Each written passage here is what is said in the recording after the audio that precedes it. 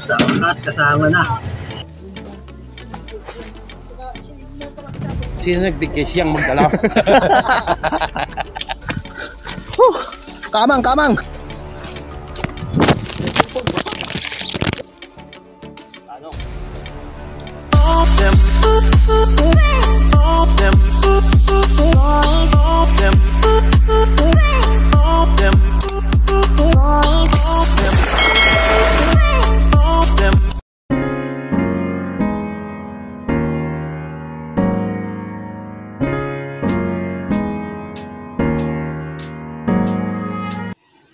Yeah, good morning po sa ating lahat mga kayumot at mapagpalang araw.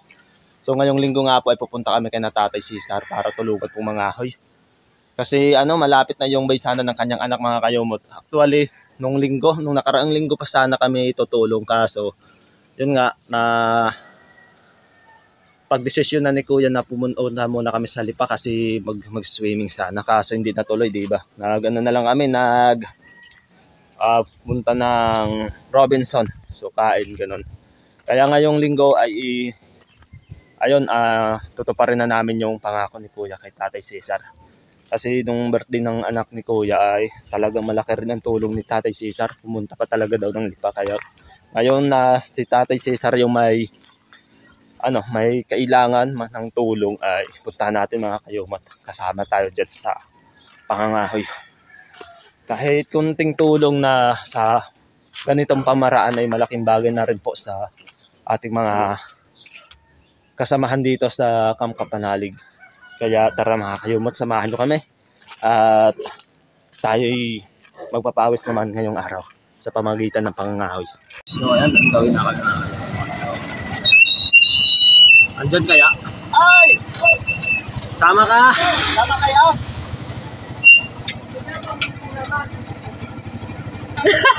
Sa wakas kasama na. Yeah. Ayaw. Okay, tropa. Ano ang tropa?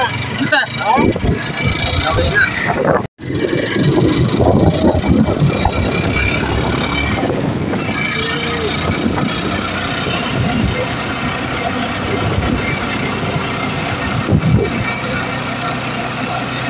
Tanong ni Dotol, kasama ka niya? Ako mga bata, nararo ng po. Nararo ng magaling.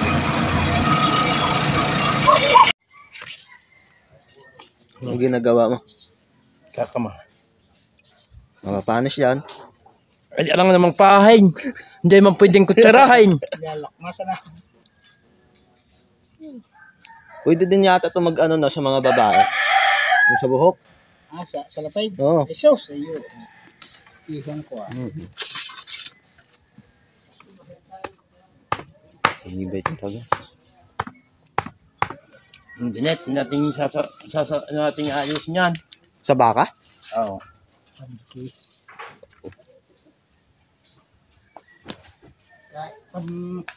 Sa baka rin kaputol na rin. Pangilok ko. Sunugin mo muna. Mga kayumot, ang ganda ng kamatis. Dawak. Ganito pala yung proseso. Kaya tinatali. Hanggang doon sa dulo na yun, may kalsada. Right. Tapos dyan. So ayun mga kayumot, papunta na kami sa area kung saan kami mga ngahoy. So kasama yung mga tropa. Kayang-kaya namin ito, marami naman kami. So sunod-sunod lang tayo sa kanila kasi sila nakakaalam ng daan. Ay.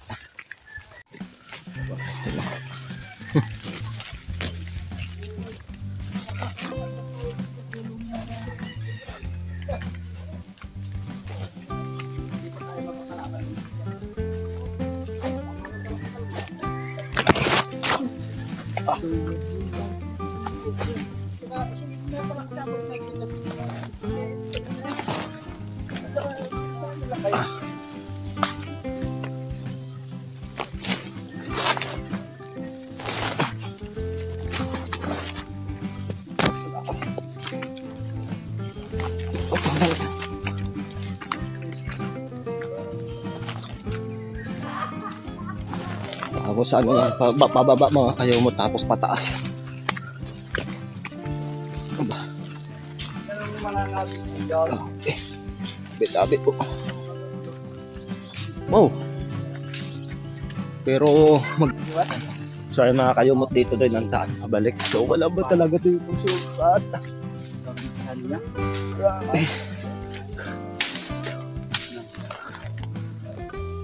Na linisan para wala nang sabit pag naghakot. Mahirap pag sumabit.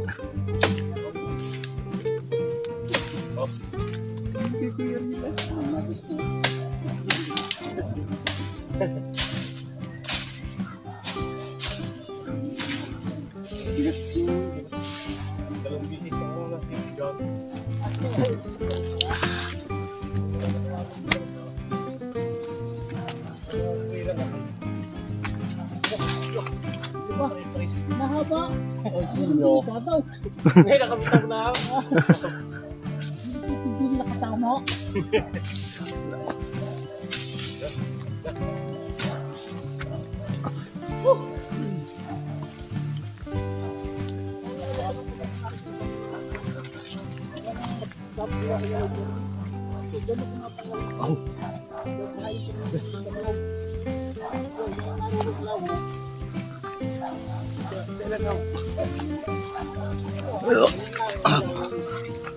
Ay, nung bumag kayo sa kamay.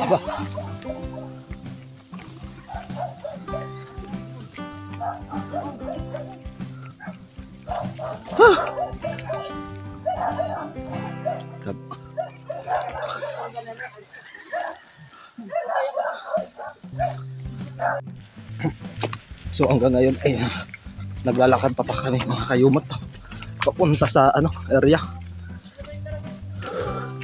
Malayo.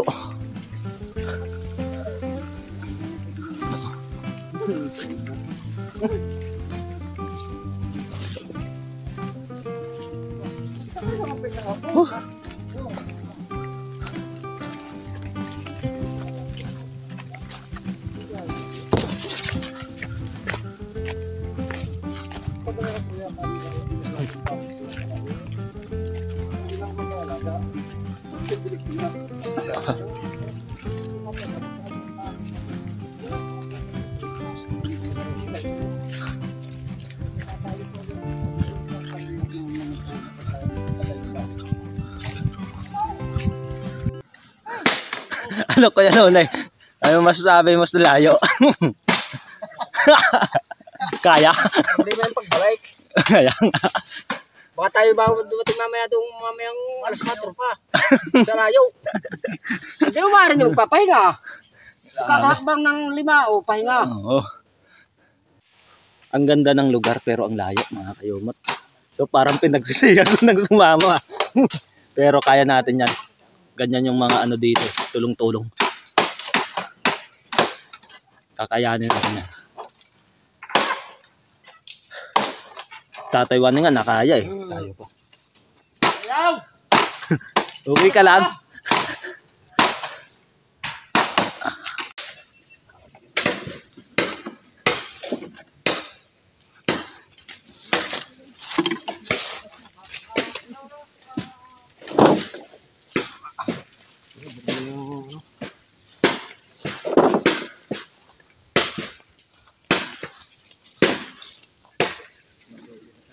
Tama na yung dalang-dalwa.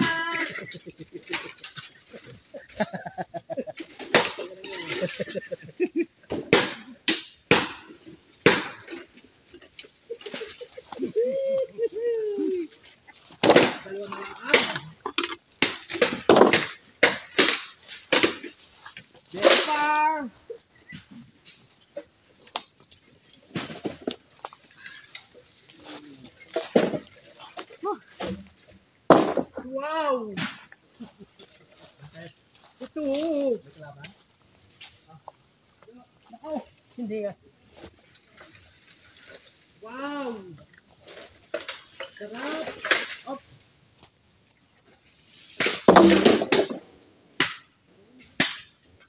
May lang para hindi mahirapan. Oo nga.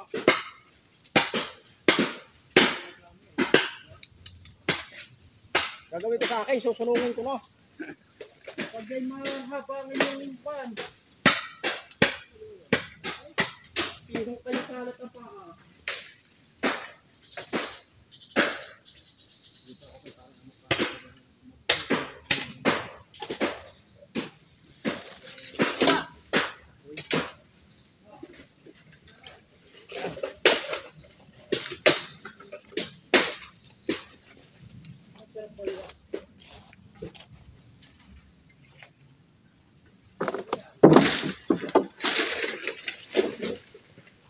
So yun mga kayumot, nagtataka lang ako kasi once na may mga kasalan kinukuha nilang kahoy ano talaga yung buho or kawayan. Kasi dun sa amin talagang pinagsisibak ng kahoy. So tatanungin natin yung mga residente dito kung bakit ganito yung kanilang talagang main panggatong pag may handaan at kasalan dito sa Batangas, especially dito sa Calaca mga kayumot. So hanggang ngayon ay nag-aano pa rin sila, nagpuputol ng mga kawayan na tuyo, nagagawing panggatong. So okay mga kayumot, halos natapos na namin. So nagtataka lang ako dito kasi bakit puro kawayan? Doon kasi sa amin yung sinibak. Lalo talaga dito Kuya Lune, kawayan talaga pag may mga handaan. Kawayan, kahoy. Tang yan, kanin. Sa kanin lang inaano. Sa din, sa parang din. Magaling yan sa kanin. Dahil para hindi Kaya pala yung sabi ng pinsan ko, yung pumunta siya dito, yung anak kasi ng pinsan ko nakapangasawa dito sa yung panggatong talaga isang truck na daw kung tawagin sa amin ay yung pusog or yung pinaka puno ng kawayan mga kayumot. Dadala niyo yan? Hindi. Dala ka, hindi ko makaya eh. At then tatanungin din natin yung pinaka-master dito kung bakit kawayan laging kinukuha pag may kasalan. Ano Tatay Baneng? Tatanong mo Kung bakit laging kawayan pag may handaan. kawayan, yan magaling padikit sa apoy. Pamparkad. Magsasaing. Sa saing talaga. Oo. At ito, kung ayaw nang lumakad, gaganituhin ang may pasaan.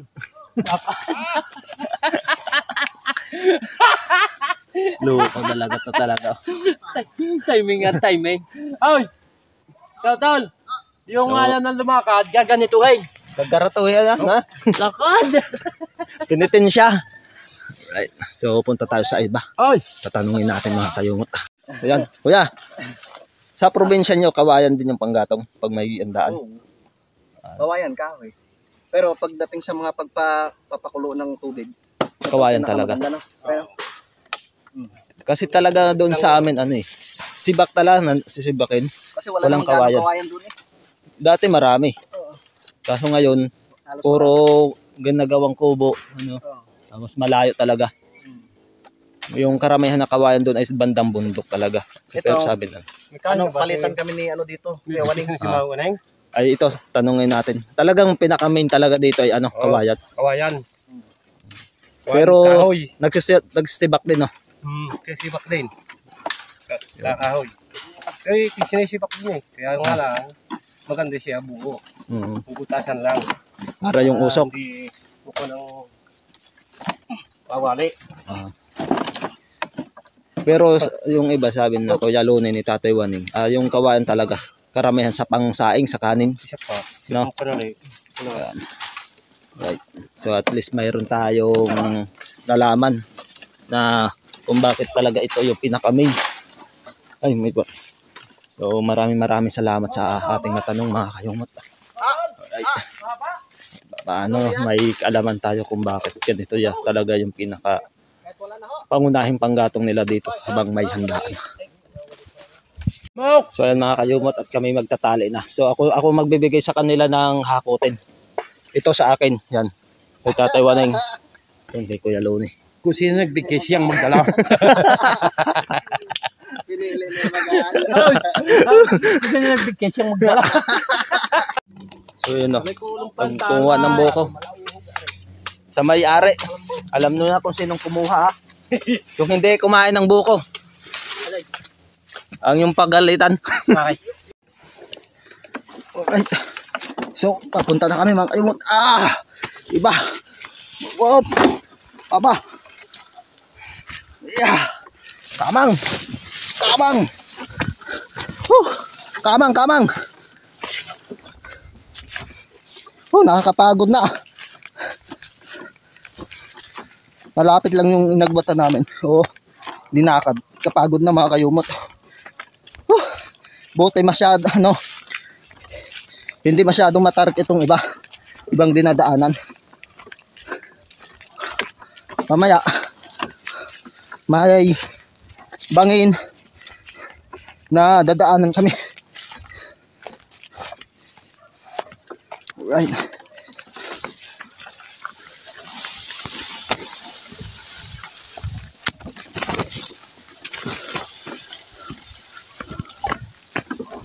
Ito yung mahirap sa nagbablog mga kayumot. Once na wala kang taga-video, sarili mo talaga ikaw magbibideo.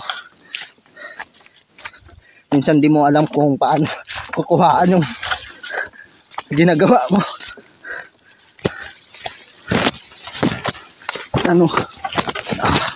Dapat hindi tayo layuan ng mga nasa unang mga kayumot. Kasi hindi natin alam yung daan.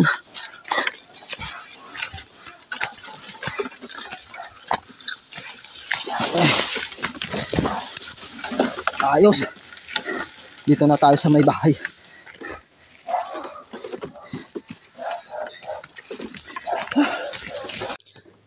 So right.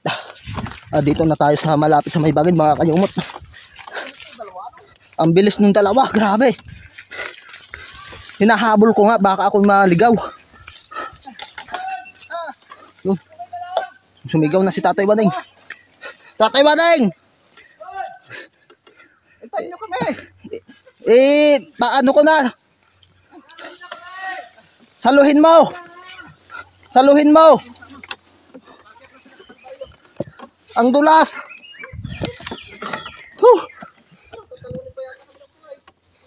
Ano mo ang chinilas? Ang dulas. Yan. Kahit ano-ano na yung video ko ngayon mga kayumot. Ang dulas. Yan. Dahan-dahan. Doon.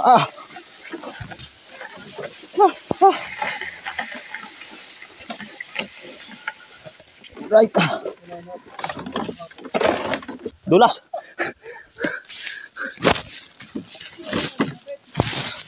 Sumabit. Pero kaya natin. Op.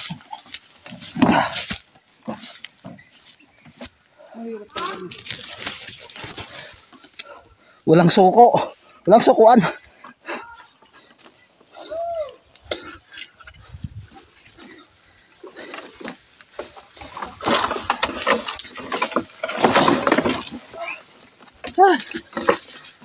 Ayan. Yung sinasabi ko kanina mga kayumot, pag sumasabit yung magpapahirap.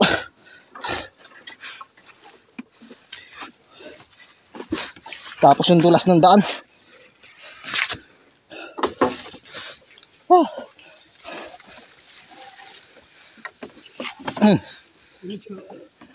Daan.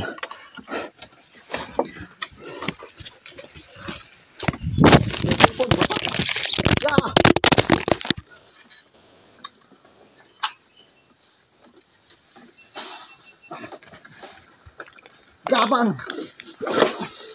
Sumasabit.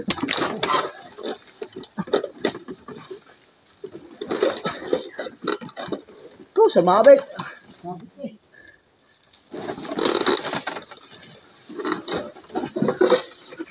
Yun.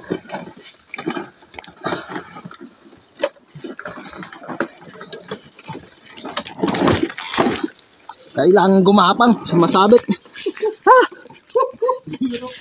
Hirap pag dito na kami mga kayumot. Dito yung mga tropa. Grabe yung challenge. Pero isa lang yung nanalo. Yun yung nakadilaw. Nangunguna. Ang Kuya Waning. Ang bilis Nadapa pero babangon. Yan sila, believe. Bilib talaga. Kaya sabi ni Sir Robert, wala yan sa katawan. Hindi nakikita Hindi sa siya katawan ng tao. nakikita sa katawan ng tao. Bilib na bilib si Sir Robert yan. Matigas pa sa ano eh. Isa. Sa puno ng kape. Wala na nagawa doon sa kaya. Ibayaw. Sinusundan ko na dito na kanta. Kaya ako naman nangyari sa Pero hindi yun na imek. sabi ginagawa siya doon. Alapot na daw ng gabay. Kuya Lunet, but hindi nagsabing walang kukontra. Wala eh, ako lang sunod eh. Kung yun mayroong maraming sunod. Oo. Huwag ko. Sigurado yun.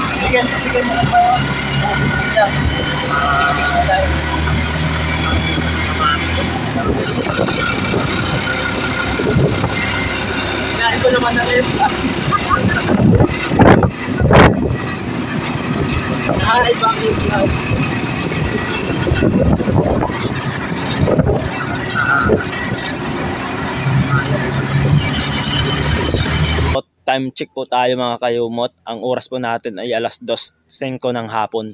So nakabalik na nga kami dito sa Camp Kapanalig at ayun na ano nga namin yung pangangahoy. So sobrang nagulat talaga ako kasi puro kawayan yung kinuha namin. Kasi dun sa amin talaga kailangan pag mga ganun na kasalan ay matagal na matagal pa yung kasalan at talagang may date na. Once na ganun ay naghahanda na ng sinibak na kahoy. So dito kawayan talaga. Kaya napatanong ako kay Kuya Loni at kay Tatay Waning. Pero ganun talaga daw dito. Mas maganda daw yung kawayan na pang gatong pag lalong-lalo na po pag pag sinaing. So medyo na nga punto na rin tong ating dadamuhan dito mga kayumot. Ay, sana nga ganahan tayo. Medyo napagod din naman tayo sa pangunguha din mga kayumot. Grabe, natakot ako doon sa pagkalaglag ng aking cellphone mga kayumot. Akala ko doon sa baba ko na kukuhain. Ang lalim pa naman yung parang balon. Grabe, yung daan doon. So, nagpapasalamat din po kami kay na Kuya Lungin kay Tatay Waning na sinamahan niya kami para mangahon din kina Tatay Cesar.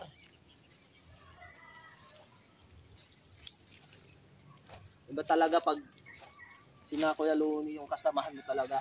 Yung Tatay Waning, hindi ka talaga nila iiwan kahit anong mangyari.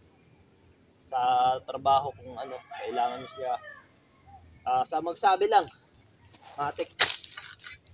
Kasama yun.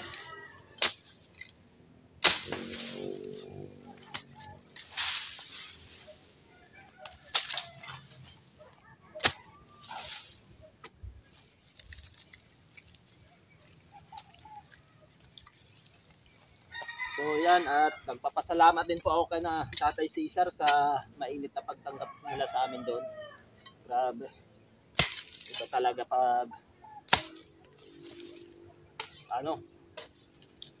maganda mo yung pakisama mo sa ibang tao talaga mga kayumot at susukli talaga.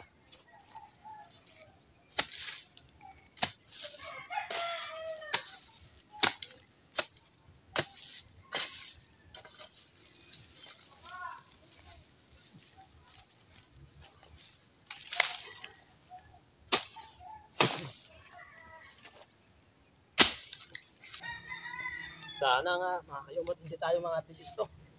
Kasi yung kati natin na ganito medyo may hilom na.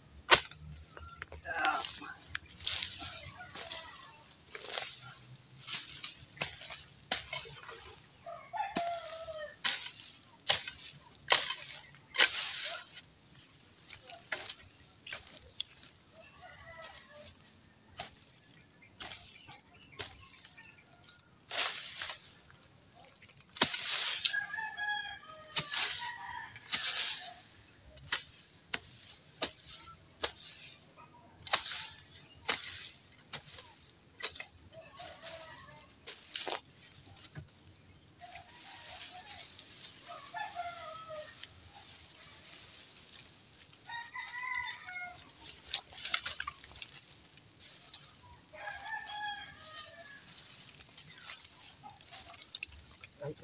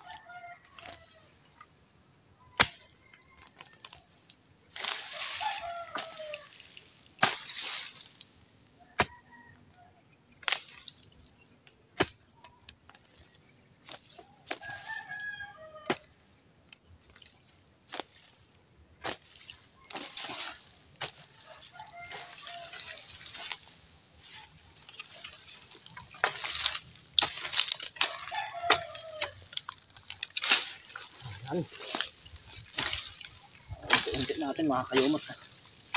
Kaya natin yan.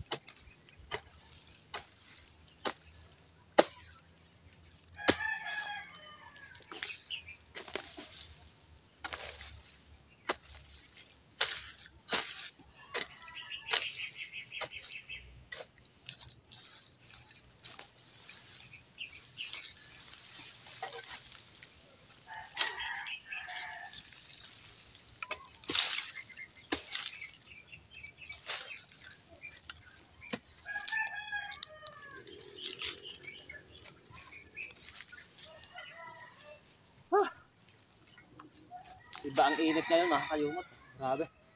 Sobra. O yun mga kayumot. Hindi ko nga tinuloy yung pag lilinis dun sa sa lote ni Ma'am Jane. Kasi tinawag ako ni Kuya na mangunguha muna kami ng pamposte. Dun sa ginagawa niyang bako dun sa bahay ni Idol Kapanalig. So ito yung nakuha namin mga kayumot. May 4 na piraso yung isa. 5 sana kaso bulok na yung isa. Ito. Okay na yan. Goods na yan. Yung kinuha namin pamposte na bakod mga kayumot ay yun yung sinatawag sa aming pusog. Yung pusog na yun ay yung pinakapuno ng kawayan na yung sa dulo ay putol na. Ibig sabihin na sa 2 dipa na lang ay putol na. So tumatanda na lang yun hanggang sa talagang pwede na siyang iposte mga kayumot. Yun yung yung pinaka paboritong iposte sa bakod dun sa lugar namin sa Romblon mga kayumot, lalong-lalo na sa Alegria or Simara. Kahit saan naman yata sa Romblon ganun, lalo na kung may mga kawayan mga kayumot. At saka magputol po tayo ng mga puno na medyo malaki. So sayang din naman, lalong-lalo na kung mga maggandang kahoy. Okay, time check po tayo mga kayumot. So alas 5 na nga ng hapon at andito na nga ako sa may kubo. So kanina nga bago ko kami dumating dito sa Camp Kapanalig ay nagdiretso na nga ako sana sa paglilinis doon kay na Ma'am Jane kasi may mga naiwan pa tayong mga damo doon. Kaso hindi nagtagal tinawag na rin tayo ni Kuya kasi mangunguha kami ng pamposte doon sa ginagawa ng bakod dyan sa tapat ng bahay ni Idol Kapanalig. Yun, nakakuha naman kami ng pamposte yung tinatawag sa aming pusog mga kayumot, yung pinakapuno ng kawayan na putol yung dulo o yung puno. Yung dulo nga, putol yung dulo. So yun ay tumatanda hanggang sa maganda na siyang pamposte sa mga bakod. Kaya lang, baka hindi pa rin yun yung finalized na ilalagay na pamposte ni Kuya. So kung hindi man yun, ay supportahan natin siya. Tulungan natin siya kung ano. Andito lang tayo para tulungan si Kuya. And then, dahil nga mga kayumot ay mahaba na rin tong aking vlog, ay gusto ko sanang pasalamatan yung mga laging andyan na nakasuporta sa aking mga videos araw-araw. Maraming salamat po sa inyo, yung mga subscriber, supporter at mga sponsor po namin dyan sa Team Kapanalig. Maraming salamat po sa walang sawang pagsusubaybay sa mga vlog sa bawat isa sa amin dito mga kayumot. So pinapasalamatan ko rin po yung mga silent viewer na nanonood din sa aming team. Maraming salamat po. Mapa sa ibang bansa man kayo, saan man kayo naroon dito sa ating bansa, sa bansang Pilipinas, maraming salamat po. Hangad ko po yung inyong kaligtasan, magandang buhay at ilayo sa kapahamakan. Maraming salamat sa inyo at higit sa lahat po, always po tayong mag-pray at God bless you all. Hanggang dito na lang mga kayumot, lagi po tayong mag-iingat and bye-bye po.